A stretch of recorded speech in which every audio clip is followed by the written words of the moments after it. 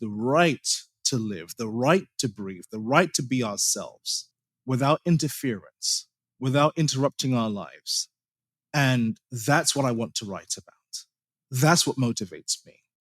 To have all of our rights interruption free.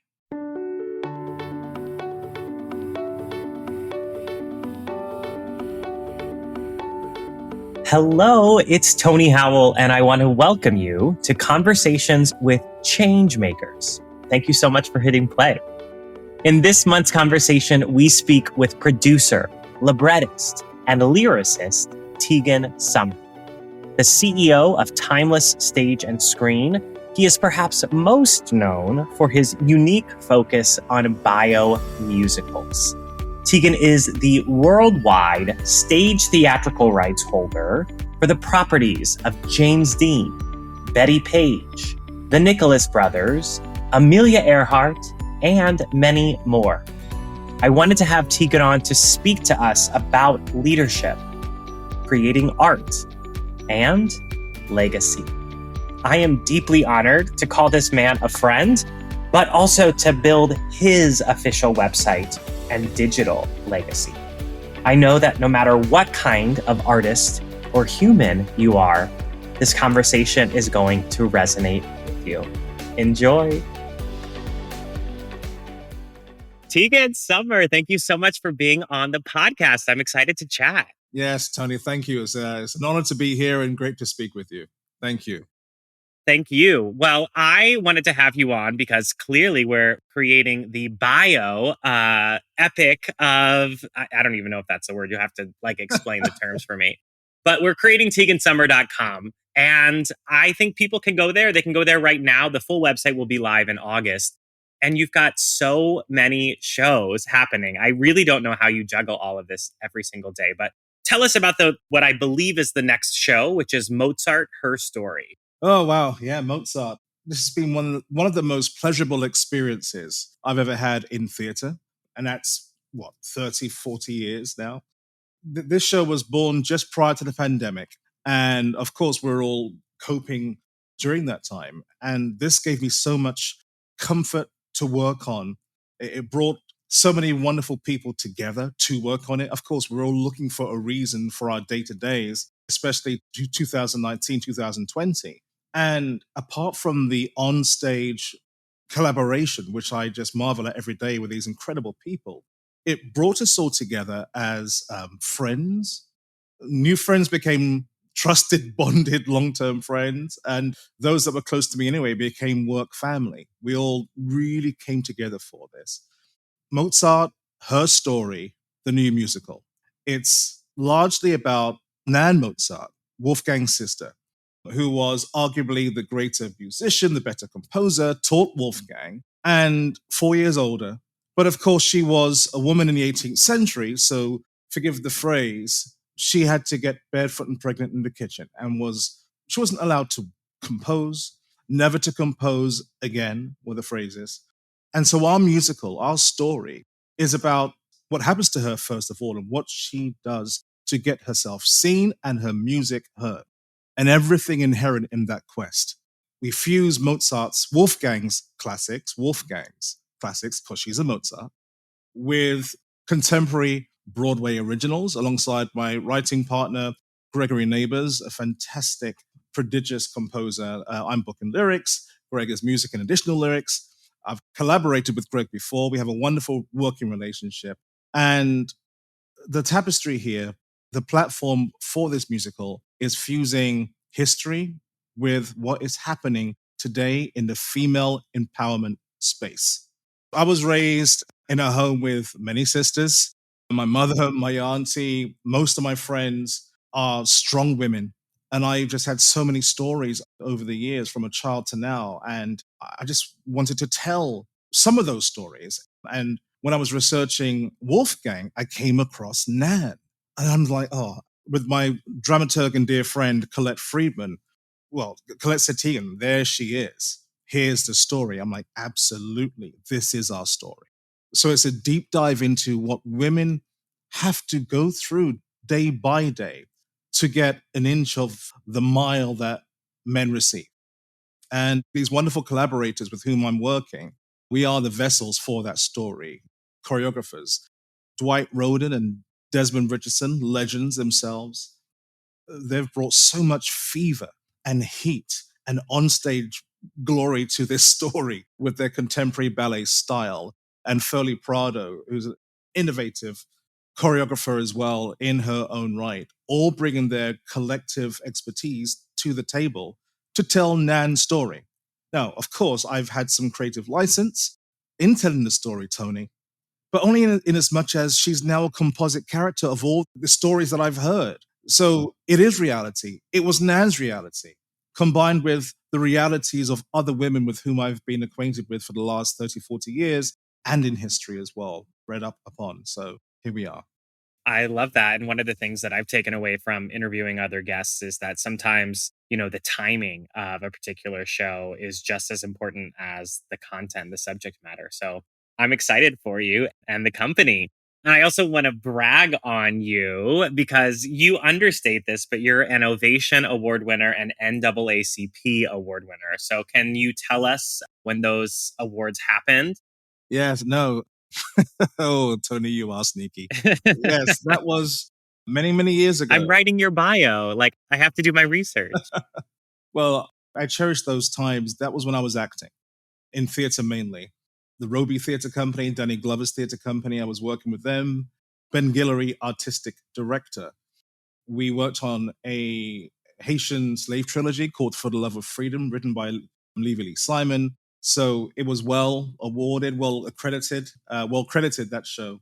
And I worked with the company for a while. When I was writing, I've always juxtaposed my acting with my writing, and then obviously thought, well, these are hand in hand. I've always been writing since I was a kid, always wanted to write.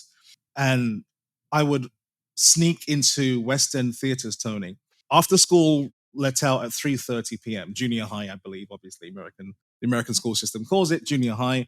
I would run home, no one's in, great, I'm a latchkey kid.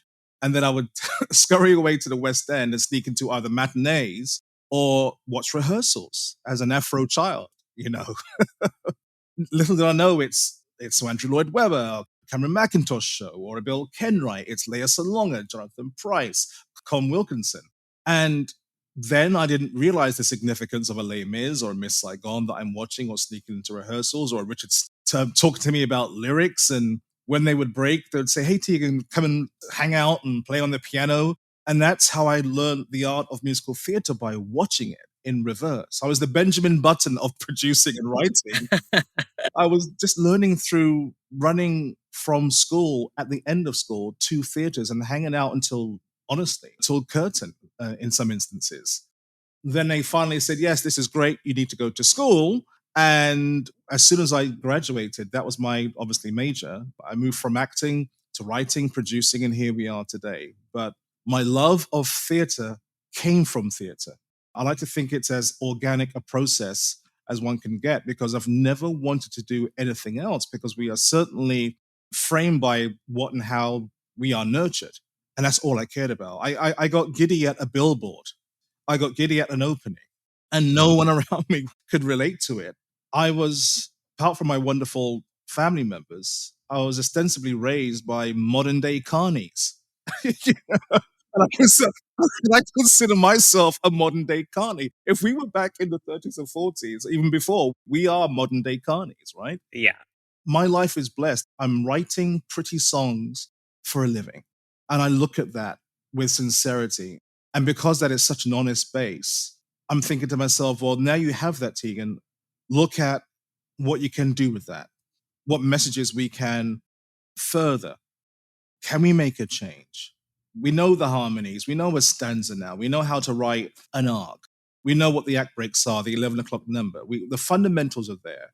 And this was me about 25 years ago. And now I'm saying, well, what can you do with that? You have a pair of sneakers or trainers on with my American English self. Where are we running to? Where are you going in those? Now we have the tools. So that is why I have a business model of writing stories of the human condition. I only write biomusicals. I only want to write biomusicals. I want to tell people stories that I'm invested in emotionally.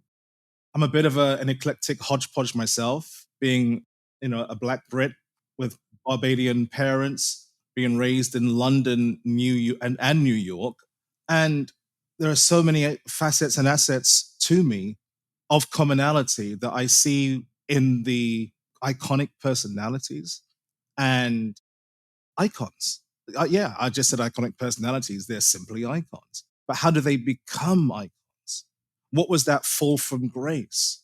How does one get to here from there? And what lessons today are parallel to the lessons they shared? We can't get that information, Tony, in our everyday. We go to work, we go home, but we can in the theater. It's a great educator, it's a great storyteller. And we can certainly move the dial in someone's thinking if that is the case with a line, with a lyric, and it lives forever. That's why these shows live forever. That's why it's heartbreaking when a show is cancelled or it goes down or the audience just hasn't resonated with it. There's so much more to tell, and there are so many to reach. You're a poet. I'm like, sign me up. That was beautiful. We're going to keep diving into these things, but just in case someone didn't pick it up, you are from the UK, currently living in the US. Yes. And I know, at least from what I've garnered from research and working together, you spent some time on the West Coast. Now you're on the East Coast. Yes. Can you just tell me, and again, you're researching icons and legends worldwide. So what should people know about the differences and the similarities between different places, different markets, different mediums? But the through line here that I just have to put neon lights around is it's all the human condition. So what have you learned in all of your travel and your work experience? It's fluid. There are no divisions, no boundaries. I can relate to every single person's story in every single city and town that I visit, every estate's farm or home that I visit. The stories are universal. They're just dressed differently. They're just thinking differently, but it's the same outcome. It's not just Dorothy on the Yellow Brick Road. It's the Scarecrow and the Tin Man and the Cowardly Lion. Those are the different avenues and lives and geographic locations, but we're all going to Oz. That's the key. We're all heading in the same direction, sometimes on the same path, but in a different way and style. What I mean by that is growing up as a Black man with an English accent, I had so many varying opinions about myself, from lines of sometimes, oh, he isn't really Black because he has an English accent, etc. And I would have to justify my heritage, my culture, until I stopped justifying it, until I stopped caring about that aspect of life that we all have from time to time. But then I would have a different experience of that in the States, in different cities in the States, a different perspective. Just depends on, again, how we are nurtured and perspectives. And I'm talking New York and Nashville were two different experiences. Correct. So there's a new song, New York to Nashville. My point is, everything that I'm writing, I've noticed, has a through line of commonality. It's just perspective, how much we care, and reaction. What do we do about that? Are we doing anything about the comment? Are we doing anything about the cause, let's say? What I mean by that is this. I've just been awarded the rights to Harvey Milk. We're just about to develop a Harvey Milk musical, the Harvey Milk musical, with the estate, with the family. It's called "You Gotta Give Them Hope." One of Harvey's great lines: "You've got to give them hope."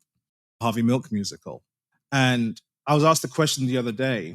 It's, Tegan, why you're a heterosexual Black man from England? I'm just quoting. Why would you want to write the Harvey Milk musical? And it was such an organic answer that I analyzed when I went home. Oppression is universal. Again, what I was saying earlier, it doesn't make a difference how we get down that road. It's what we do. It's our methodology. It's how we cope. What's our coping mechanism? What's our reaction? And oppression is universal. Prejudice is universal. Whether it's LGBTQ, the African American diaspora, female empowerment, inequality, it's how we react and what we see day to day. How can we make this? How can we shine a light on this? And that's my tagline. For our website and what we do, illuminating legacy.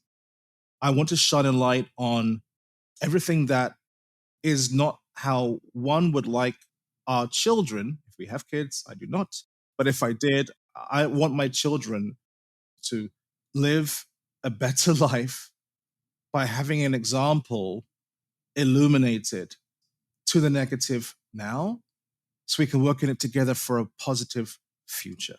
I know that was somewhat cobbled together. I had two thoughts in one there, Tony, but you understand what I mean by that. I do, absolutely. And I'll reflect it back to you and say that you have many children and they're all listed on tegansummer.com. Yes.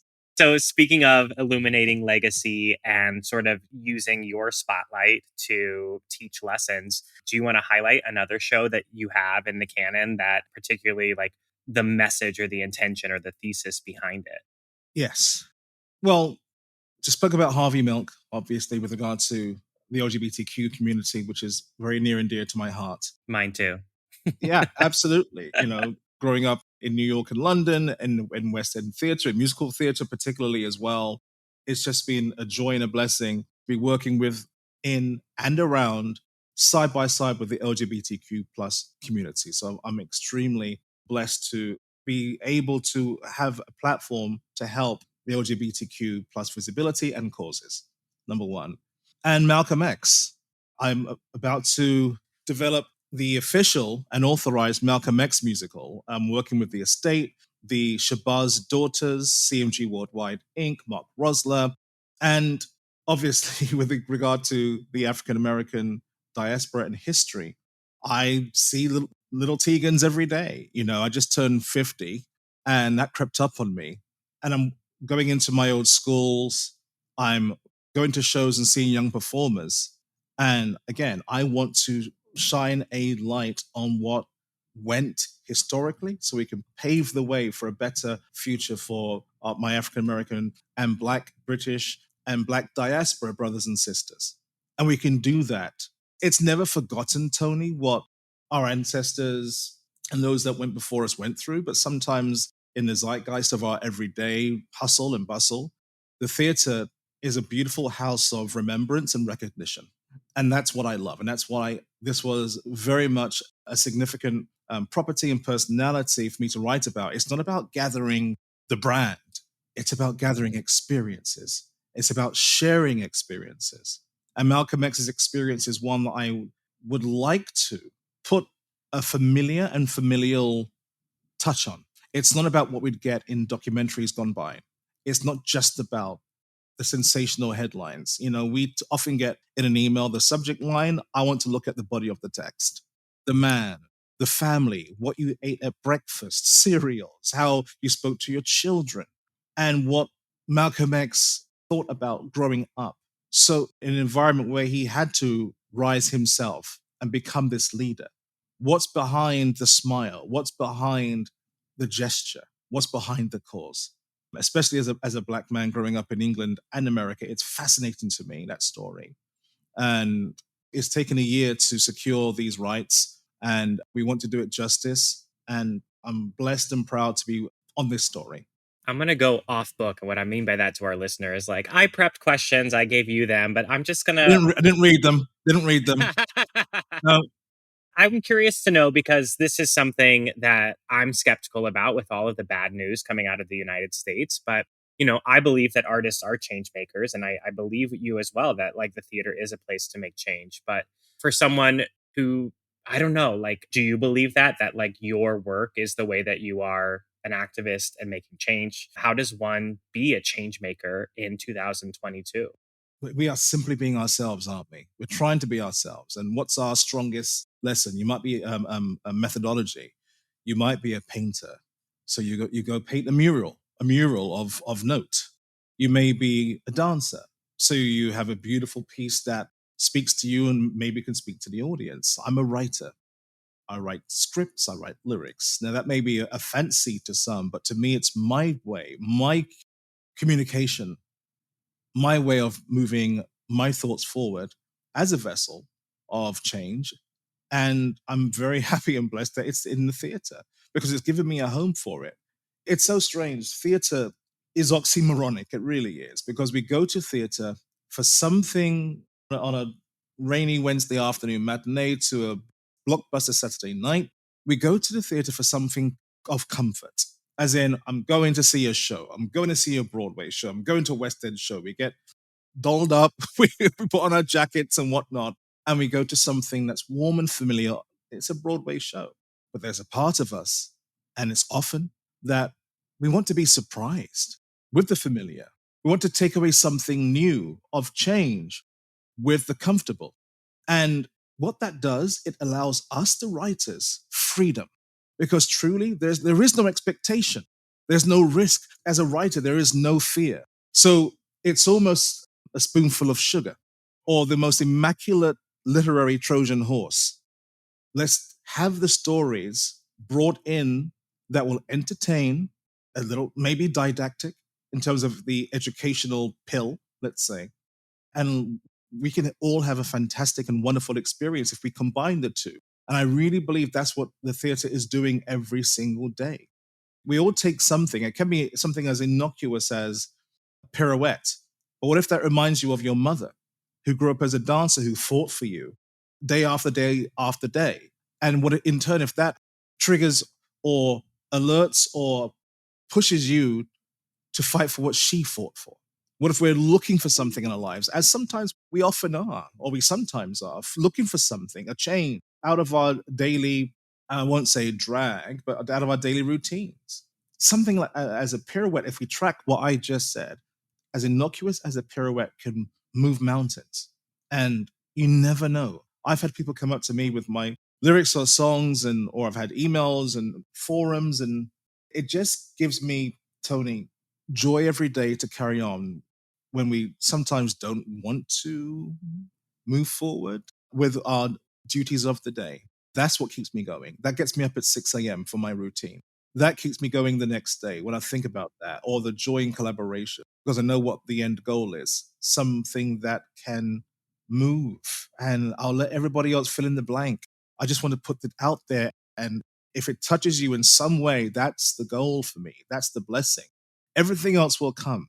Betty Page is another one. We've finished writing Betty Page musical, and her story is incredible to me. On the outset, she's just a pinup for titillation, etc. For those that don't know her story, which is not true, obviously. That was my pathway there. But what I marvel at with Betty Page is, as a pinup in the 60s, 50s, she was looking for the opportunity and the right to do what she was doing. Not that she did it. She was looking for the right to do it. And look at us today in a post George Floyd era. Look at us in the post trans abuse, post Asian abuse. When I say post, I mean highlighted. It's still going on. They're all current. But the common thread there is the right to live, the right to breathe, the right to be ourselves without interference, without interrupting our lives. And that's what I want to write about. That's what motivates me. To have all of our rights interruption free. So, whereas these stories may seem random, what do I have in common, Tegan, with Betty Page or Amelia Earhart? I have to drop myself into a woman's right, a woman from Kansas, her right to be this pioneering pilot. How am I relating to that? There is a common thread in everything. It's humanity. And that's what I tap into. I reverse engineer that as well. So everything else is veneer. It's skin, it's hair. But your mindset, your brain, your life, Tony, it's universal. And it's just love and understanding where you come from and why you're going where you are going. Then I can tap into that writing. Then I can tap into the song. I personally don't believe in writer's block. That's just me. I don't mean everybody else, because I'm sure it exists. But in my universe, my head with biomusicals, it's about understanding. And if I understand where you come from, that it's not writer's block.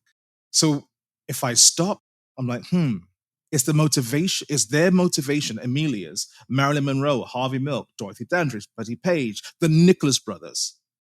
What stopped you there? What interrupted you then? I just need to learn that and drop myself in. So I think your tools are empathy and compassion. I'm sorry, empathy and curiosity, which, all of these are synonyms. I've been wanting to highlight, kind of going back what you just said, like, and this is also for our listener, like, I think that regardless of what it is, business wise, creation wise, entrepreneurship, whatever it is that you're building, we have to balance tradition with innovation. So you are honoring the past, but you're saying, I don't want my bio show to be like the documentaries. We're doing something new. That's something that I've taken away in my own research on storytelling. And I think I just wanted to highlight that's what I took away from what you just said. Thank you. It is about that. Look, we're also in show business. And again, I mentioned it's heartbreaking when shows are canceled or they go down. Even if they had 100 performances and X amount of previews, it's still gone. So I have to be mindful of investors and the work and the business of what we do. So that's why with Mozart, it's a beautiful hybrid of contemporary music, work, and dance fused with Mozart's classic, Wolfgang Mozart's classics. I'm mindful of that as well with Malcolm X. We're talking to a fantastic composer who is going to bring the hybridity of the music of Malcolm X, let's say that, the era with his own flair and style today, world-renowned name that I'm so excited to work with him on this project. But again, it's bringing it today with specificity. It's oxymoronic again, with specificity, but on a commercial level, because we do have to sell seats. And again, otherwise I would be making documentaries, but we're in the entertainment business. But this is a Trojan horse. It's a Trojan horse. We really should be called Trojan Horse Productions or something. If you're out there, I'm so sorry, but that's how I see it. Amelia Vessel. And I just want the best and most wonderful, kind-hearted, hardworking, talented humans in that boat with me. I love this. And I'm doing this interview early. Usually I interview my clients like after, but I'm getting to know you so that I can make you the best bio show possible. And you've touched on it. You keep saying theater, theater, theater, but your company's name is Timeless Stage and Screen. So tell me about the screen side and maybe, do you have aspirations that these then move from Broadway into Netflix land? Like what's going on? Yes, I have deals on and with everything I do in terms of post, stage, or simultaneous to screen rights. Streamers obviously are growing today. I 100% see all that we are producing to be on a streamer at the right time. At the right time, we're not rushing. We need the visibility first for it to succeed. Once we have that visibility on stage, then yes, 100% we are looking to make movie musicals out of our stage properties. And that's again why I've been working on the iconic personality track, because we have embedded marketing. No one has to ask me what James Dean The Rock musical's about. We do have that in-house, the embedded marketing, and it's just about our tenacity and execution at that point. I'm going to be devil's advocate here, just like trying to be my listener. So wouldn't you say that like if something was on a streamer, that gives you the visibility for Broadway? Or why do you believe theater must come first? Because there are other properties that are similar. I mean, there are various James Dean elements out there. We are known for theater. We want to hybridize the genres and formats and transcend them as well. Look at Hamilton, a great success worldwide, and it can then transfer to a streamer successfully. Other shows have not done that as successfully. I know Hamilton's a unicorn, but the premise is the same. We do want the visibility first, because that is our first love also. I mean, let's just be honest. We are children of theater. I have known theater since I was a child. A chair in the auditorium gets me giddy, looking at the stage, looking at the auditorium. That's our first love. It's as simple as that. And I do also think it's smart business to have a track record first and then go to a streamer. I may be wrong, but that's where we are today. And I do think you got to transpose sometimes, like look at In the Heights or Rent, like you change it up. And you do. We'll see what happens. It also allows the writer and the team to add to it. You always see 3 additional songs. It's not because we're trying to mess with the business model or what's tried and true or what people love. It's a chance to further the story. And isn't that all that we're doing? Trying to further our stories, trying to write something that can relate to us. And sometimes after preview lock on a show, it's too late. You think of it in the shower 6 weeks later. I've done that. And here we are. So it gives us an opportunity to expand our universe. And I love that. I adore you more and more every day that we are texting and emailing and whatnot. But you've touched on a little bit about what you think of as a writer and as a producer. But I want to think about some other people at the table creating these stories. So maybe through the lens of an actor, through the lens of a designer. What can the companies working on your shows do to bring these icons to life with truth? Visibility. You know, takes a village. We know that. We're creating the material, we need the platform. So, in terms of the agencies, the venues, the theater owners, etc., we want them to look at us, at what we're creating, but as opportunities as well, because you can have the best product, and if only your bedroom and your mother knows it, you're in trouble in terms of moving to the next phase. And I really want us to have the opportunity with what we're doing to be seen by as many eyes, because that's the goal for us to be relatable, to have someone look at us and say, I see me there. That's what I am going through. So, collaborators, please contact us.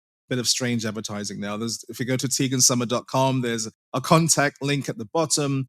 Any of our properties, iconic personalities, shows relate to you or it touches you, please be in touch. From theaters, again, to obviously investors, any of us, anyone in our field and industry that would like to collaborate, please do. It's all about visibility, and let's all play in the sunshine together. I want to be myself and a younger version of me. So I'm listening to this incredible interview. You're inspiring me. What do you want me to do as an actor in your company to increase visibility? Like, give me a checklist. How can I help? As an actor, Yeah. I have a unique perspective because I started as an actor, stage and screen, England and the US. So I'm sure many actors here, most days, most classes, don't stop. Always put your best foot forward, give everything for the craft.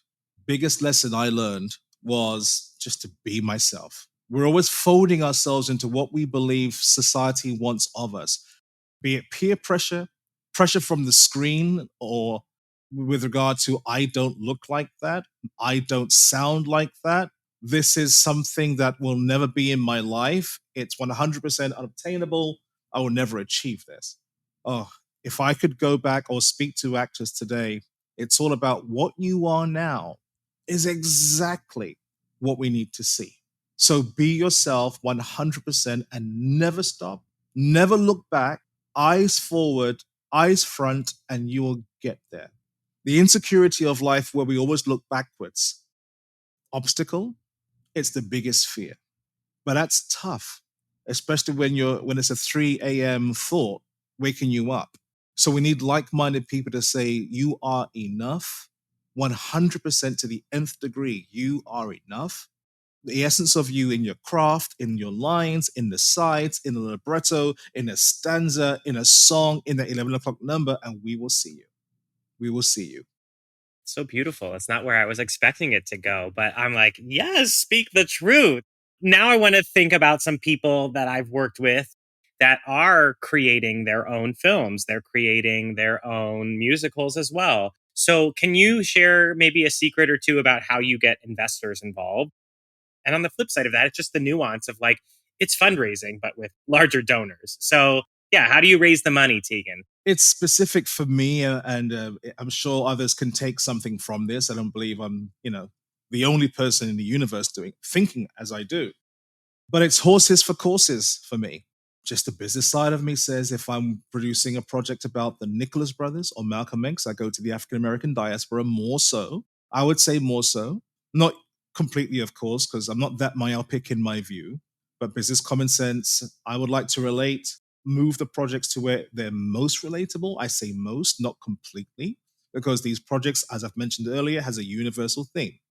But there are some that the woman that was inspired by Marilyn Monroe as a child, who is now the head of an organization, a company for the health and wellness and empowerment of women, she is more inclined to invest in a Marilyn Monroe project one that I produced.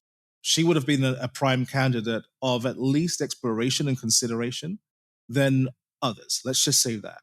So I've always raise funds on that, on specificity, on applicable, like mind. And then we just see where that goes. And then we just let it go and see what the universe brings us. But it's a universal pitch because we believe that we have universal themes, but also that woman who cherished Marilyn as a child and grew up with her themes and sensibilities of life and is trying to instill them in young females. I think we have at least a fighting shot of funding, and that's all we need in our lives is a shot. That shot gets us up in the morning to bring out the pro forma and the budget and the deck and the demo reels that we obsess over sometimes in the small hours. So we all need that financial light at the end of the tunnel.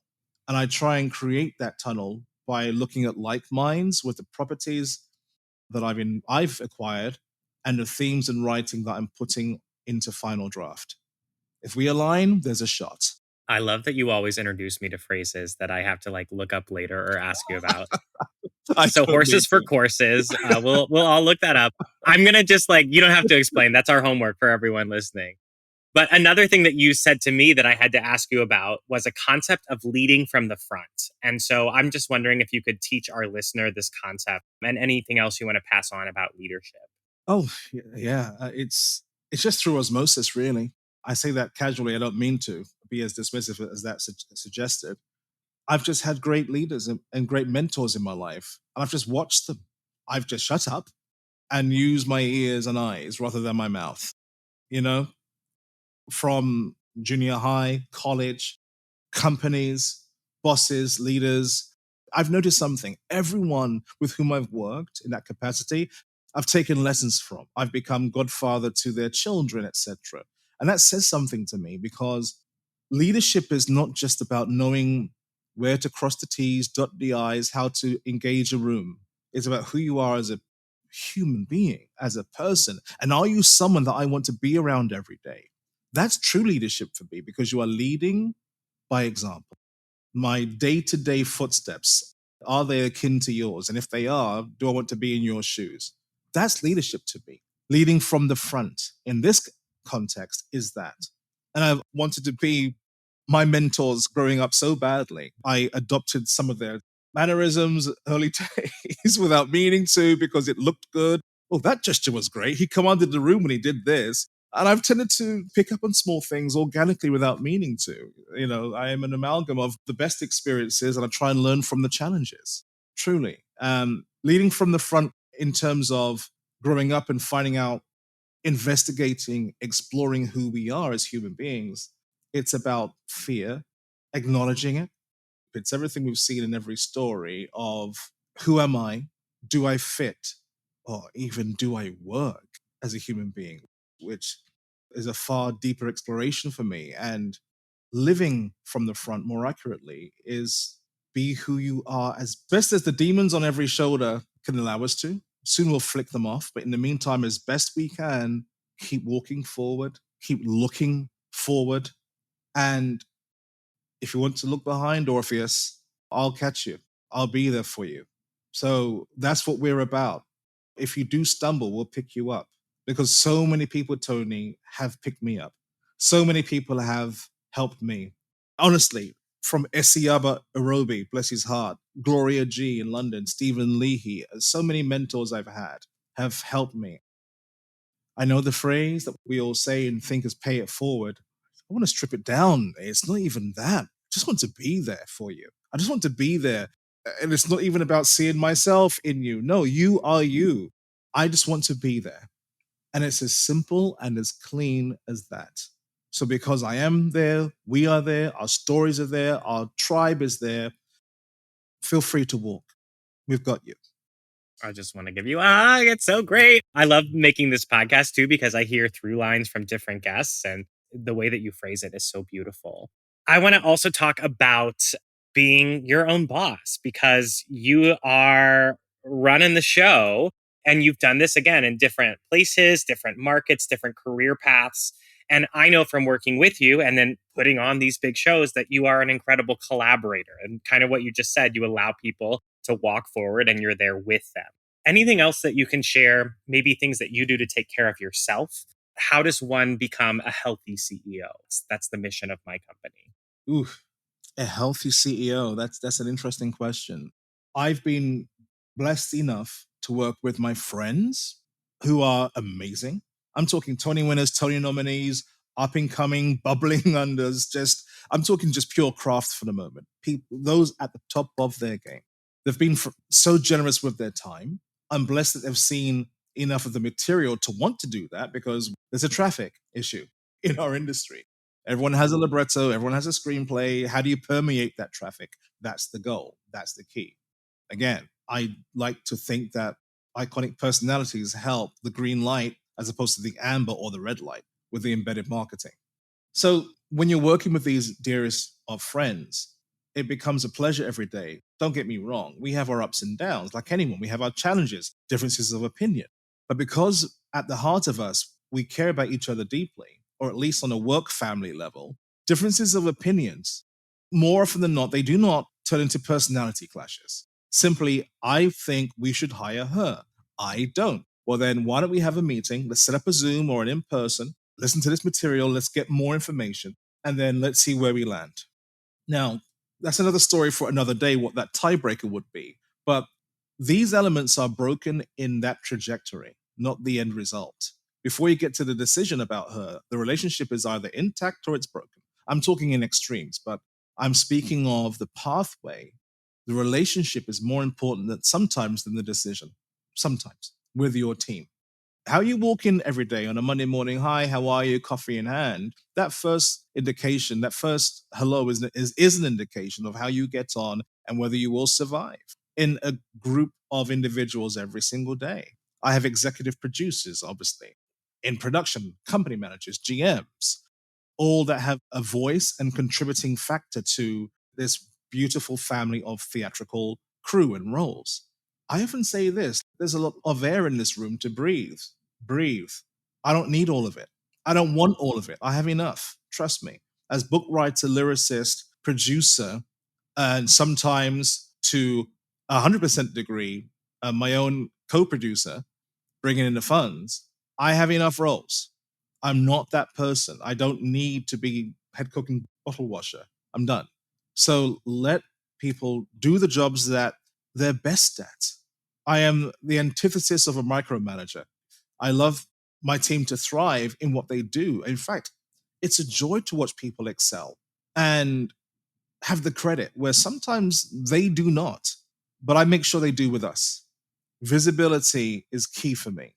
I love my team. Honestly, I could go on about them. If you look at the posters or the postings about above and below the line crew, I mean, take a look at the above and below the line crew in our posters, etc., and other places. You'll see the wonderful people, the wonderful collaborators. And I'm really blessed because this is the toughest market, New York. I truly believe that, especially as there is so few of us, Tony, that produce our own work. Producing your own work is more prevalent in LA, where you see it all the time, written and directed by, etc., or executive produced in television. You know, sometimes that's bifurcating wages, but often it's all about their status on a show. I can count on one hand the amount of book writer, lyricists, co-producers that are producing their own work in a published level. So I don't want to wait for the phone to ring for my own career. I was like that as an actor, and I've taken that as an actor into my writing and producing life. I am not sitting by the phone. I am getting our projects made. I am breathing life into our projects. In between as well, if someone says, hey, Tegan, can you come and help us mount this show? I will. I will stay busy. And in the evenings, I will still be writing 2 songs. That's an exaggeration. 1 song. 1 song that evening. But I will keep working. No, I don't. I do not want to look at my phone halfway down the street saying, please call, or keep monitoring my email for someone to drop in of note that I've solicited. No, I can't stress this enough. In my youth, back in the day, when they would say, don't phone, don't visit in all the actor phone books, I called, I visited. Love it. And I remember, I bring this to today.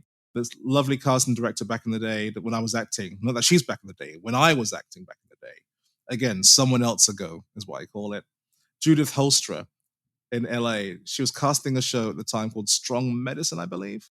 And she was generous and lovely, but she was definitely a don't visit person. So I remember like packing up my headshot and going down there. I'm like, okay, this role's for me. I used to sneakily get the breakdown services, and it was so strict in caps, not even sentence case as the others were. Do not visit, blah, blah, blah, agent submission only. So I went down and I knocked at the casting director door in the morning because I was an agent assistant for a while. So I knew what they did and when the breakdowns, the whole thing. And in my heaviest English accent that I could muster, gave this pre-prepared elevator speech about me, not even the role. New in town, I've done this, that, and the other. And I ended with, I just saw this. And she just looked at me, didn't respond to any line.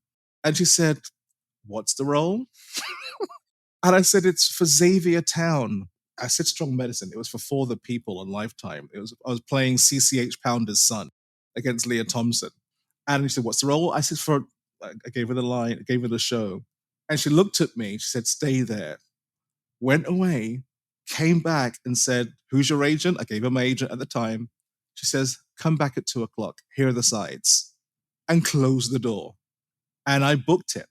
And that was, honestly, the greatest lesson for my professional life at the time. Because, Tony, it was something from zero to fruition. And I want to take that lesson, and I hold that so dearly with our projects in theatre. This is what I love, and this is what I will always do. We are creating something from zero to the stage. People often ask me, Tegan, are you excited? I'm like, not yet. I get excited at the red carpet, not because it's a red carpet, because it's indicative of us finishing that project. The red carpet is not for the glitz and glam for me. It's for finality. It's for we did this. We raised this child together. So that acting story, I will never forget. And plus, CCH Pounder was the most wonderful woman on set. And she helped me a great deal as well, because I just graduated when all this happened. So that was a long story. It's near and dear to my heart. And that Tegan, as an actor, when I've closed that chapter, it reincarnated in me as a writer-producer. Some of the properties we have, people ask me all day long, how did I own the rights for Marilyn Monroe theatrically with exclusivity? Malcolm X, Harvey Milk. We call, we visit, we do. Now we have to be the goods. We have to be the goods when that door is open, and that's the hard work. But we needed the gumption, the thought, the creativity, the dare sometimes to get that door open. But everybody, children, those growing up in this industry, I will say this, be the goods when that door is open. Be prepared to the nth degree. Be better than anyone else in that room. Any pitch. Master your elevator pitch. Master everything. Be the best you can be when that door is open. Thank you, Tegan. And thank you for joining us for this special conversation. Now, I tried to share a few things that stood out to me within the episode, but now I want to know what stood out to you. What spoke to you? Take a screenshot right now or share this podcast and let us know.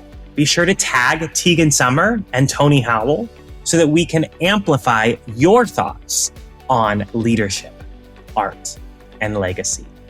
Check out the episode description if you want to go further, because Tegan has shared with me some exclusive behind-the-scenes content, including some incredible photos, videos, special links, all the goods, including ways to connect with Tegan further to get your questions answered. Now, I need to ask you one small favor. Please, please, please take just a moment to rate and review this show on Apple Podcasts. Your words help other people choose to listen to this show. So if you enjoy these conversations, I would greatly, greatly appreciate it if you would let the people know. Now, while you're there, you can check out past conversations. Like I said in this episode, it's really kind of incredible to do these interviews and see the through line from different artists and change makers. And I have to be honest with you, you need to subscribe because I know next month's conversation, and I'm super excited to reveal that and share it with you in just a couple of weeks. So thank you so much for listening. Now I invite you, as Tegan said, to use your work to change the world, or at least your corner of the world. Thank you so much for listening, and I hope you and I get to have a conversation about that very soon.